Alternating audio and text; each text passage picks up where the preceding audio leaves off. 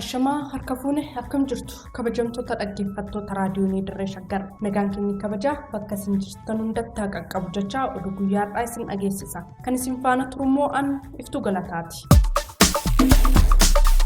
Mootummaan Bilxiginnaa aanaa Cirootti barataa kutaa 8ffaa Abraahim Hasan mana hidhaatii baasee eega ajjeesee booda dhoksee awwaaluun beekame.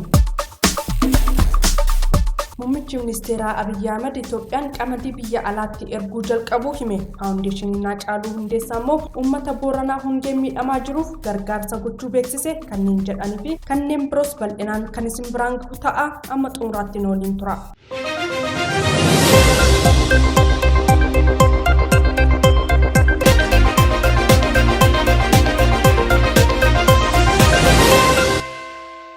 Godin Harargee lixaa aanaa Ciroo Araddaa Sheek Adamitti milishoonni fi dabballoonni mootummaa barataa kutaa 8ffaa baratu kan maqaan isaa Abraahim Hasan jedhamu qabanii eega hidhanii booda mana hidhaa keessaa baasuun eega ajjeesanii booda maatiin akka hin argineef dhoksanii awwaaluun dhaga'ame. Jiraataan magaalaa Ciroo tokko raadiyoonii Dirree Shaggaritti akka himanitti barataa Abraahim Hasan akka lakkoofsa Habashaatti amajjii 25 bara 2015 Araddaa yookaan ganda Sheek Adam keessatti ittaanaa bulchaa Qaasiim Usmaan dabalatee duree dhimma nageenyaa Aliyyi Umaree fi milishoota gandichaatiin shanee deeggara jechuun qabamee kan hidhame yoo ta'u maatii fi firoonni qabamuu barataa kanaa hordofuun wayita nyaataa fi bishaan geessanii fi dhaqanitti akka waan gara waajjira poolisii godinaatti dabarsanitti maatii goyyomsuun ofirraa deebisaa turuu himan. Bariituma sana galgala gaara Areerii jedhamu gubbaa baasanii rasaasaan ajjeesuu fi achumatti awwaalanii akka waan bakka biraatti hidhamee jirutti maatiin taphataa turuu kan himan maddi kun boodarra barataan kun lubbuun akka hin jirree fi rasaasaan ajjeefamee awwaalamuusaa milishoonni wayita ajjeefamu achi turan keessaa kanneen quuqama qaban dhoksaan maatii beeksisuu isaanii raadiyoonii Dirree Shaggaritti himan. Odeeffannoon caasaa milishaa fi dabballee mootummaa keessaa argame akka addeessutti qaamoleen gandaa kunneen barataa Abraahim gaafa qabanirraa kaasee manuma hidhaa eega tursiisanii booda halkan lammaffaa ergama abaawoo shanee qaba jechuun mana hidhaa keessaa baasanii ajjeesuun dhoksaan awwaaluu himan. Barataa Abraahim Hasan mana barumsaa sadarkaa tokkoffaa gannoo Araddaa Sheek Adam caffee suuqitti argamutti barachaa turuu kan eeran maddi kun barnoota isaatiin barataa cimaa ta'uu isaatiin mana barumsaa bultii addaa kan waldaa misooma Oromiyaatiin kennamutti barnoota fooyya'aaf ni darba jedhamee barsiisotaa fi maatii isaatiin eegamaa akka ture ragaa bahan. Daa'ima oolaa deemaa wabii egeree biyyaa ta'uu danda'u kana dhimma siyaasaa inni quba hin qabneen kichuutti kutuun hedduu akka isaan gaddisiise ibsaniiru. Wabii Waaqotu gabaase. Itoophiyaan bara kanarraa eegaluun oomisha qamadii gara biyya alaatti erguu jalqabuu ishee ministeerri muummichi Abiyyi Ahmed yoo beeksisu uummata Oromoo Booranatti midhaan nyaataa dhabee balaa hongeetiin miidhamaa fi dhumaa jiruuf faawundeeshiniin aartist Haacaaluu Hundeessaa gargaarsa midhaan nyaataa gochuu haati warraa aartist Haacaaluu Hundeessaa aadde Faantuu Damissoo beeksistee jirti. Muummeen ministeera Abiyyi Ahmed dhaamsa kaleessa guraandhala 12 bara 2023 fuula tiwiitara isaarratti maxxanseen isa uummata keenyatti dubbanne hojiidhaan raawwanne. Har'a qamadii biyya alaatti erguudhaan dhugoomsineerra jedheera. Hoogganaan bulchiinsa Bilxiginnaa Abiyyi Ahmed beelaa fi gadadoo biyyattiin keessa jirtu dhoksuun yeroo hundumaa badhaadhina sobaa uummatatti faarsuun kan baratame yoo ta'u kaleessa sagantaa al ergii yookaan ekspoort oomisha qamadii jalqabsiiseef yoo dhaadatu guddaa yaaduu isaatii fi guddaa dubbachuu isaatiif kanas raawwachuuf halkanii fi guyyaa akka hojjetu hime hojjetee xumuruu isaatii fi al ergiin oomisha qamadii agarsiistuu hojiisaa akka ta'e eere. Miidiyaaleen Bilxiginnaa olola mootummaa afarsuun hojii isaanii ta'ee dhaamsichas walakkaa fuudhuun afarsaa ooluu isaanii hubatameera. Abiyyi Ahmed garuu quufaa fi badhaadhina lafarratti mul'atee hin beekne faarsuu malee waa'ee beelaa fi rakkoo Oromiyaa dabalatee naannoleen biroo keessa jiran yoo dubbatan hin dhaga'amne. Faallaa kanaa immoo miidiyaalee mootummaa keessaa tokko kan ta'e gaazexaan Bariisaa gabaasa guyyaa kaleessaa dubbisiiseen faawundeeshiniin Haacaaluu Hundeessaa godina Booranaa aanaa Areeroo magaalaa Halloonaatti maatii horsiisee bultootaa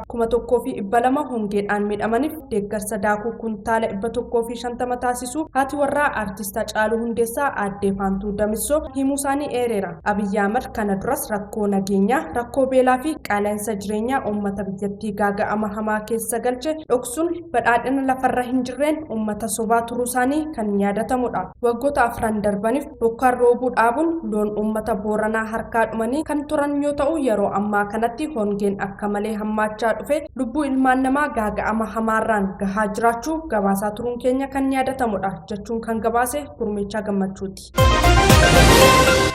odeessa keenyattaanuun piroojeektiin bishaan dhugaatii faawundeeshinii Hacaaluu Hundeessaa Booranatti hojjechaa jiru sadarkaa gaarii irra jiraachuun beekame. Piroojeektiin bishaan dhugaatii godina Booranaa magaalaa Bokkuu Luboomaatti faawundeeshinii Hacaaluu Hundeessaatiin hojjetamaa jiru sadarkaa gaarii irra jiraachuun ibsamee jira. Hojii gaggeessituun faawundeeshinii Hacaaluu Hundeessaa fi haati warraa goota Oromoo Artiist Hacaaluu Hundeessaa Aadde Faantuu Damisoo piroojeektii bishaan dhugaatii hojjetamaa jiru kana guraandhala 11 bara 2023 wayita daawwatanitti sadarkaa abdachiisaa irra ga'ee jiraachuu isaatiin hedduu gammaduu isaanii akka ibsan maddi raadiyoonii Dirree Shaggar tokko bakka ifoomsan. Hojii gaggeessituun faawundeeshinii Hacaaluu Hundeessaa Aadde Faantuu Damisoo yaada dabalataa ogeessota piroojeektii sana hojjechaa jiraniif kennaniin piroojeekticha saffisaan xumuruuf yaaluun murteessaa ta'us tajaajila barbaachisu kennuu akka danda'uuf qulqullina isaarratti xiyyeeffachuun dirqama akka ta'e hubachiisuu isaanii maddi raadiyoonii Dirree Shaggar bakka turan himaniiru. Piroojeektiin bishaan dhugaatii faawundeeshinii Hacaaluu Hundeessaa godina Booranaa keessatti ijaaramaa jiru kun bara darbee keessa birrii Itoophiyaa miliyoona 14 oliin ijaaramuu akka jalqabe kan himan maddi keenya piroojeektichi wayita xumurame haala hongeedhaan wal qabatee Boorana magaalaa Bokkuu Lubummaatti uumamu furuu akka danda'u dubbatu. Mootummaa federaalaa Itoophiyaas ta'ee kan naannoo Oromiyaa uummata Booranaa dagatee wayita namni beelaa fi dheebuun du'aa jirutti haati warraa goota Oromoo Artiist Hacaaluu Hundeessaa piroojeektii guddaa mootummaan hojjechuu qabu dhuunfaan hojjechiisaa jiraachuu isaanitti hawaasni naannichaa gammachuu olaanaa akka qabuu fi kan ittiin boonu akka ta'e eeran. Aadde Faantuu Damisoo bifuma wal fakkaatuun hawaasa Booranaa beelaan miidhamaa jiruuf guraandhala 12 bara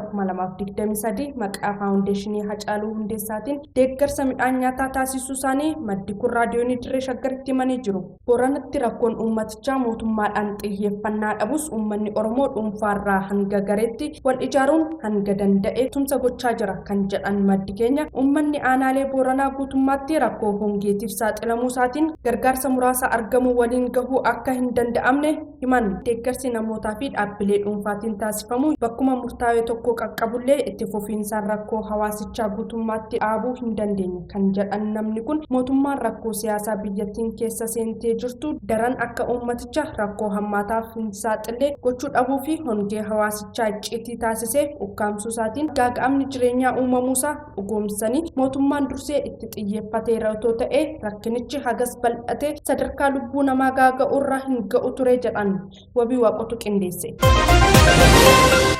Odeessa keenya har'aa xumuraatiin mirgoonni bu'uuraa namoomaa bakkaa fi yeroo kamittuu kabajamuu akka qaban addi bilisummaa Oromoo ABO'n hubachiise. Addi bilisummaa Oromoo ABO'n haala yeroo ammaa amantaa Ortodoksii Itoophiyaa waliin wal qabatee adeemsifamaa jiru irratti hundaa'uun qaamolee amantii dahoo godhachuun biyyattii keessatti rakkoo uumuuf oliif gadi jedhan ilaalchisee ibsa guraandhala 11 bara 2023 baaseen mirgoonni bu'uuraa namoomaa kamiyyuu haalaa fi bakka kamittuu otoo irraa hin sharafamin kabajamuun akka irra jiraatu hubachiisee jira. Gurmeechaa Gammachuu dabalata qaba. Sinodoosiin Oromiyaa sabootaa fi sablammoota seeraa fi heera biyyattii fi idil addunyaatiin hundaa'uun wayita isaaf barbaachisetti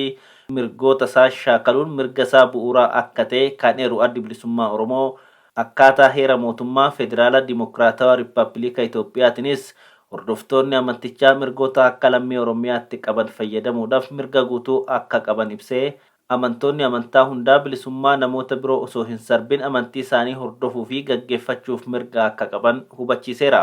Lammiileen Oromiyaa seeraa fi naamusa amantii isaanii fi safuu Oromoo kabajuun sinodoosii mataa isaanii tumsuu, deeggarsa gurmeessuu fi hordofuu mirga isaaniiti kan jedhu ABO'n Bataskaanni Tawaahidoo Ortodoksii Itoophiyaa seenaa keessatti sirnoota abbaa irree fi murnoota cunqursaadhaan beekamaniif beekamtii kennaa turuudhaan alatti gaarummaan manni amantaa kun ittiin yaadatamtu gadi bu'aadha jedheera. Lafa garmalee dhuunfachuu fi saamuu dubbii namummaa namaa xureessu balbaloomsuu loogii fi mirga afaan ofiitiin tajaajila mana kiristaanaa keessatti fayyadamuu ukkaamsuu fi kan kana fakkaatan gochoota Bataskaanni Tawaahidoo Ortodoksii Itoophiyaa uummata cunqurfamaa biratti ittiin beekamtu keessaa isaan muraasa eega jedhee boodas Bataskaanni Tawaahidoo Ortodoksii Itoophiyaa jal'ina loogii daba miiraan miidhamuu fi safuu cabee kan amantoonni bataskaanichaa mataan isaanii kaasan kana qalbifachuu dadhabuun nama gaddisiisa jedheera ibsi ABO kun. Itti gaafatamummaa itti aanee dhufurraa baraaramuuf jecha kanneen akka golgaa siyaasatti itti fayyadamanirraa of qulqulleessuun Bataskaana Tawaahidoo Ortodoksii Itoophiyaatiif baay'ee murteessaa fi barbaachisaadha kan jedhu ibsichi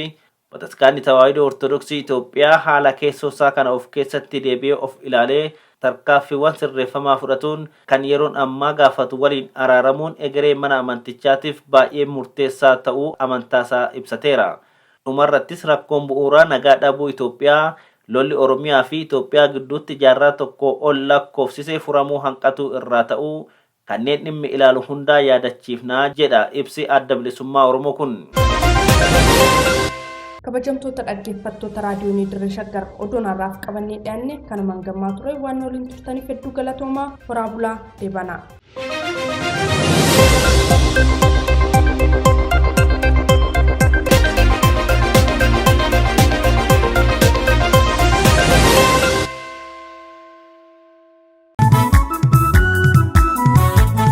raadiyoonii Dirree Shaggar